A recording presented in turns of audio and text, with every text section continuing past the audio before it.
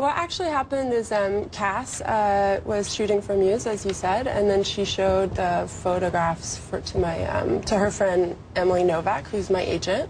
And Emily was like, "Who's this person?" And Cass said, "Well, this is my friend Casey. Are you interested?" And then I came in and we talked very briefly, and then they signed me within the day. And they had no problem with it. They just did it immediately. They didn't care, man, woman.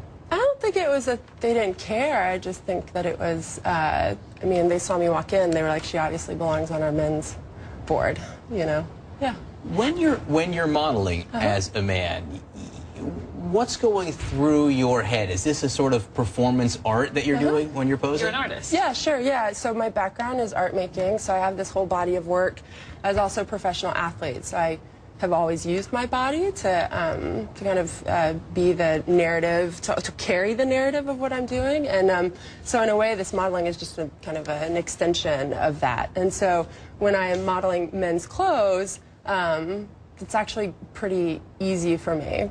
When I'm modeling women's clothes, I think is closer to the performance is what happens, because that's definitely like so much more involved, and there's the voguing and the this and the that and the makeup and the whole thing. The whole thing, yeah. So reading about you, though, and growing up, you were you swam in the Olympics in Atlanta. You were an athlete, 6'2". I had read that you wanted to wear, you would have preferred being on the side of the pool in a pink tutu. Yes, that's right. So my question would be, did you grow up sort of dressing more girly or not? Well, I think that's a great question. I think I wore all of my clothes, actually, all at the same time, and my preference was definitely for, like, more not even theatrical clothes. I mean, I really was in love with tutus, so kind of the long, like, Swan Lake tutu experience. Wow. Yeah. Do you still dress that way ever?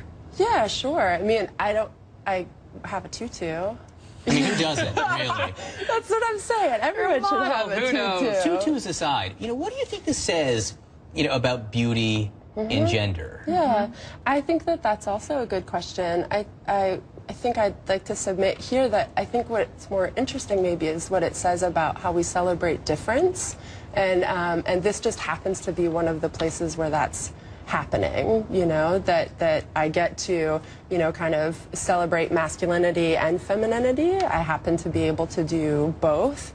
It also makes me think of someone like Brittany Griner, who's an amazing, magical basketball player. Baylor University. Yeah, you know, and I think that I think that this in the fashion world is just more about, is just an example of what's happening maybe in a larger sphere, just about kind of celebrating excellence in whatever package that comes in. I have to ask, when you're walking in for a shoot and there are other guys, you know, other male models, are they like, who is she and why is she here? No, they're awesome. Yeah? Yeah, they're really great. They're totally amazing, awesome. They don't even blink an eye.